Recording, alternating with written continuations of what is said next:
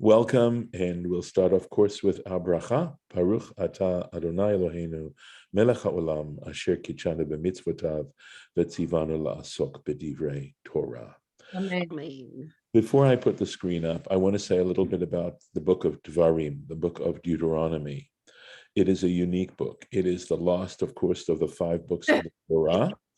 And what is unique about it is that it consists of 3, essentially, they're little parts that are narrative, very, very short, very few, of 3 speeches. This is basically Moses' ethical will to the Jewish people. That's what it really is.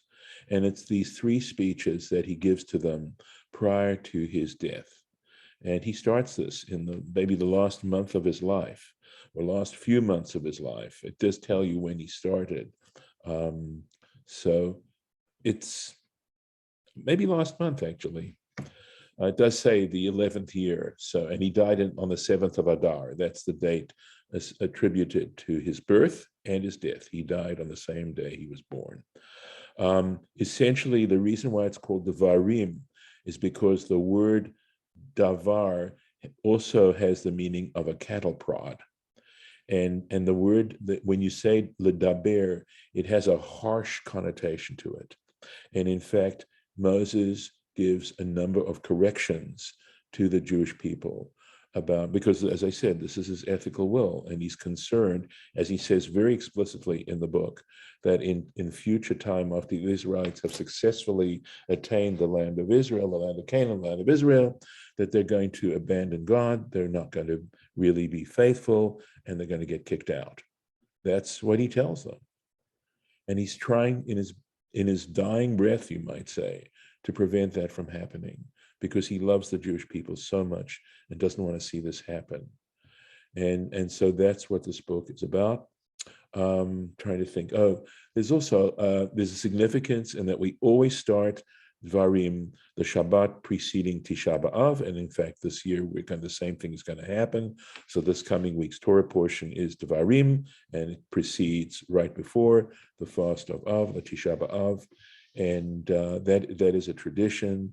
There's a tradition of chanting the Haftarah in the Echa trope. There's actually the word Echa, as we might discover, in the opening words of Dvarim, somewhere in that opening section. And there it is, the word Echa. And the word Echa means how. That's what it means. Trying to think, there's a lovely drash that I actually discovered in Eitz Chaim. I thought it was a beautiful drash. And that is, that the Hebrew word for bee, right, like a honeybee, is dvorah, and it's clearly related to that. And the answer, of course, the comparison is that when a bee stings you, it then dies.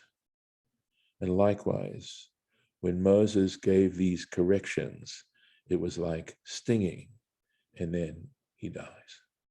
So there's some beautiful explanations as to why Moses waits until this point before he says these kinds of things, and then some really good explanations as to why he would wait until this point. I may discuss it with you a later time.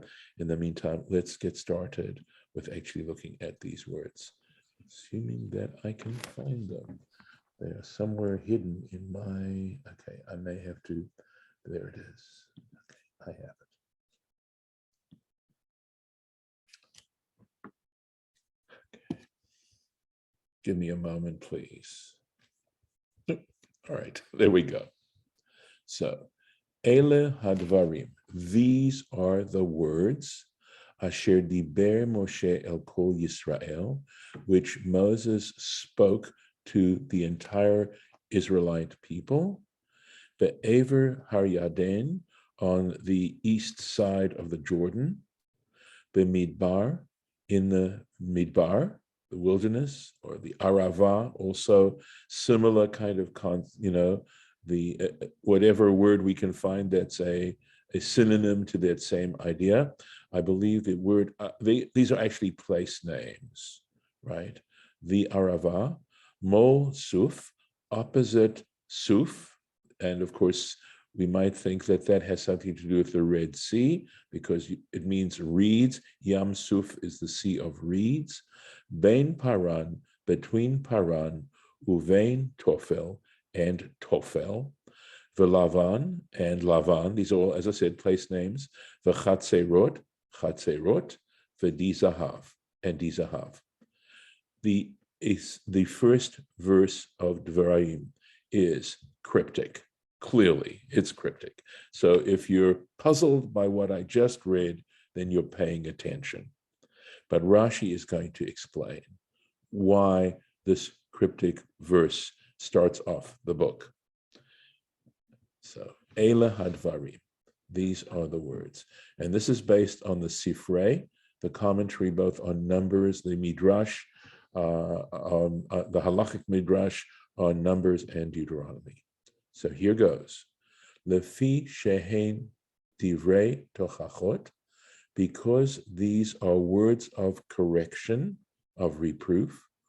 Umana kan, and here he counted, kol hamakomot, all the places, shehich isu lifnei hamakom, where they angered, they caused anger before God, right? They essentially lacked faith, however it was that they caused anger by him in those places. Lefichach, and for this reason, satam et hadvarim, he hid these matters, he covered them up. Vehiskiran beremes, and he makes mention of them through an allusion. He doesn't talk about them directly.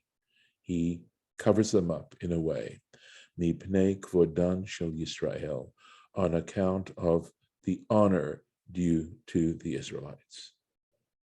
So he just alludes to these places. They're going to get the message, and he doesn't have to say it explicitly. And of course, there's a great lesson to be learned there, right? How to convey words of correction in a way that isn't rude, in a way that's nevertheless respectful. And just because you have to correct someone doesn't mean you shouldn't be respectful. So again, how are you going to do it? How are you going to convey these words so that they enter a person's heart in a way where they don't automatically push back? So, El Kol Yisrael, to all of Israel. Ilu hochiach miktsatam, had he only corrected a small number of them, or a part of them, not all of them, but part of them. Hayu ela shebashuk, those who were in the marketplace, in other words, the people who were busy, who were not hearing his words, omrim, they would say, Atem hayitem shom'in mi ben Amram, you listened to the son of Amram, and the son of Amram, referring to Moses as the son of Amram, is generally sort of a derogatory way of referring to Moses. So you listened to the son of Amram, velo hashivotam davar, and you didn't respond, you didn't parry his words, you didn't argue back at him, you didn't push back. Mikach v'chach, on this matter and on that matter, you didn't say anything, you just listened and you accepted it. Why didn't you push back? Ilu hayinu sham, had we been there, hayinu meshivim oto, we would have responded to him, we would have pushed back. Lachach kinsam kulam, and for this reason, he gathered them all together. Va'amar lahem, and he said to them, or you could say, implied to them, Hare kulchen kan, you're all here, every one of you. Kol mi sheyesh lo tshuva, any one of you who wants to debate this with me, anyone who has an answer, yashiv, let them answer, let them respond, let them rebut. So look at how Rashi sort of milking out a meaning that makes sense from why that word is there, Kol Yisrael. Why is the Torah telling us that? Now we get into it. Bamidbar, in the Midbar. Lo b'midbar hayu, but they weren't in the midbar. Ela ba'arvot Moav, right? From all the context that we understand from what we had just been reading, they were in the plains of Moab. Umahu b'midbar. So what's this b'midbar? Why does it say it? Ella, but bishvil ma shehichis'uhu b'midbar. It has to do with how they caused anger before God in the midbar. She'amru, when they said, and we can refer to it, right? Shemot Tetzayin. This is Exodus chapter 16. It looks like it's giving you actually a verse 3. Bi iten motenu, where they said to Moses, they ran out of water or something like that, and they said to Moses, it would have been better for us to die in Egypt than to die here, right? A little bit of good Jewish sarcasm. Arava, then, so that's the one place, and it says they were in the midbar. So Arava, in the Arava, Bishvil ha'arava, and this is on account of where they were. When they were in the Arava, shechat'u ba'al pa'or. We just read this. This is Arvot Moav, where they sinned regarding Baal Peor, right? That's when those 24,000 good Israelites went whoring, right? Beshitim, Ba'arvot Moav. That's where they were. They were actually in Shittim in Arvot Moav. Mulsuf, opposite the reeds. Alma Shehimru, just regarding to how they lost faith, right, or rebelled. B'Yamsuf, at the Red Sea. B'vo'am le'Yamsuf, and again, when they came to the Red Sea, She'amru, and there they said, chapter 14, verse 11, Hamibli, again, a little bit of lovely sarcasm here. Hamibli ein kavarim b'Mitzrayim. Was it because there weren't enough graves in Egypt that we have to die here? V'chein benasam mitoch hayam. And even when they went from the sea, after they had crossed the sea and had journeyed from the sea, Shnei Amar, as it says in Psalms 106, verse 6, Vayamru al yam b'yam suf. And they rebelled, they lost faith. They lost faith regarding by the sea at the Sea of Reeds. Kede'itab Arachin, as we read in the Tractate Arachin on page 15 of the Tractate Arachin of the Babylonian Talmud. So he's going through each one of these place names. Bein Paran, between Paran, Uvein Tofel Velavan, and Tofel Velavan. Amar Rabbi Yochanan, said Rabbi Yochanan. Rabbi Yochanan is one of the truly great rabbis mentioned in the Talmud. He's what would be called a Palestinian Amorah, because he lived it was called Palestine at the time. And he, I believe he's attributed, I may be mistaken, with the Jerusalem Talmud, that he was one of the editors, or maybe the editor of it. These are just brilliant minds. Chazarnu al kol hamikra. We went over the entire scriptures, velo matzinu makom, and we never found a place, sheshmo Tofel, whose name is Tofel, the Lavan and Lavan. Ella, but rather, hochicham, he was correcting them, Moses was correcting them, al hadvarim shetaflu al Haman, on the words they used where they referred to the manna as something of no value, right? They called the manna something that had it was tafel. It wasn't the good part. It was the bagass. Shehu Lavan, and of course the manna was Lavan. It was white. She'amru, and what did they say? And Bimidbar, Numbers 21:5, V'nafshenu katsa belechem haklokel. Our souls are sick of, basically, this crumbly bread, or this thin bread, this light bread. The alma she'asu b'midbar paran, And regarding Paran, what they did in the wilderness of Paran, Al Yedei HaMeraglim, in Paran, they were in Paran when they sent out the 12 spies, and 10 of them came back. And remember, they lost faith. They didn't believe they were going to be able to enter the land of Canaan and conquer it. You remember. By the way, that's what Tisha B'Av is about. That's at least the Torah reference of Tisha B'Av.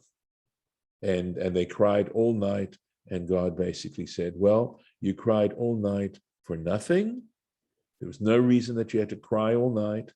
So I'm afraid I'm going to give you a reason to cry all night, namely the destruction of the temple, both temples. V'chatzerot, another place name. V'machlokoto shel Korach. So that's what happened with the rebellion of Korach. It took place in Chatzerot. Davar acher, another interpretation, also from the Sifrei. Amar lahem, he said to them, this is Moses, Haya lachem lilmod mima she'asiti leMiriam v'chatzerot. So this is another interpretation of Chatzerot, because we know that it was in Chatzerot, right, where she spoke Lashon Hara against her brother Moses, right? They said, did Moses just, hasn't God spoken to us as well? Bishvil Lashon Hara, on the account of the Lashon Hara, the evil speech, Va'atem nidbartem b'makom, and you spoke evilly against God. V'dizahav, hochichan, he corrected them, al ha'ego, he was correcting them regarding the calf, she'asu bishvil rov hazahav, because they made on account of all the gold, the huge amount of gold, shehaya lahem, which they owned at the time, shene'emar, as it says, Hosea, Prophet Hosea, chapter 2, verse 10, v'chesev hirbeiti lahem, I gave them much silver, v'zahav, and gold, asu labal. In other words, all the silver and gold I gave them, they made for Baal, for the idol. And that's verse 1. Okay. It's a long comment. Any thoughts? Any comments on your parts? You want me to plow on? Hold on. I was taking notes and I missed what Tophel and Lavan were. Can you just really quick? That refers to how they considered the manna, which was white, tafel, that it was like. Oh, for Lavan? Yeah, okay. Yes, but they considered it, they said they're sick and tired of it. Right. Okay. Yeah. Okay. Thank you. You bet. Okay. Any other comments or thoughts before I move on? That's amazingly cool. It's cool. It is totally. He totally explains this opening verse. He really does such a beautiful job. Okay. Achad Asar Yom, it is 11 days journey, Mechorev, from Mount Sinai. That's what they refer to as Har Sinai in Deuteronomy. Har Sinai is referred to as Chorev, Mount Chorev. Derech Har Seir, by way of Mount Seir, Ad Kadesh Barnea, until Kadesh Barnea. And if I'm not mistaken, Kadesh Barnea is the very outskirts of the land of Canaan. So it could have taken them 11 days, just 11 days, right, to get from Mount Sinai. They had to get to Mount Sinai because they had to receive the Torah there. It would not have made any sense for them to proceed anywhere without having received the Torah, but then just 11 days. And of course, what do they wind up having to do, right? They have to wander 40 years. So I have a quick question on the previous section. Basically, you mentioned somewhere in there about Tisha B'Av and the crying, giving them something to cry about. But that was the future, right? That wasn't the past, right? So how does that get into the commentary? is the point that, that would be the future, and that's why it's part of that commentary, because at that time, Moses didn't know that that was going to happen, right? So right. That's not okay. First of all, the commentary is, of course, not here in the Torah. It wasn't even in the Rashi. It's in either one of the Midrashim, possibly in the Gemara somewhere. One has to understand what it's doing is foreshadowing, and it's connecting this breaking of faith, right? This lack of faith in a very profound kind of way. Remember, because basically after that incident of the 12 spies, that was when they were condemned to wander for 40 years. Right. The spies took 40 days to spy out the land of Canaan, and for each one of those days, they now had to spend a year wandering from one place to another to get to the land of Canaan. So it's the way they express literary, a literary appreciation of what's going on and expressing that literary connection. So, I mean, you could say, of course, if you wanted to be more literal about it, is that, of course, God is capable of prophesying. God sees the future. But I think in this case, we're really saying, that there's a connection between when this happened, when we observe this fast, and what happened with the destruction of the temple, and what causes the destruction of the temple. What kind of behavior causes the temple to be destroyed?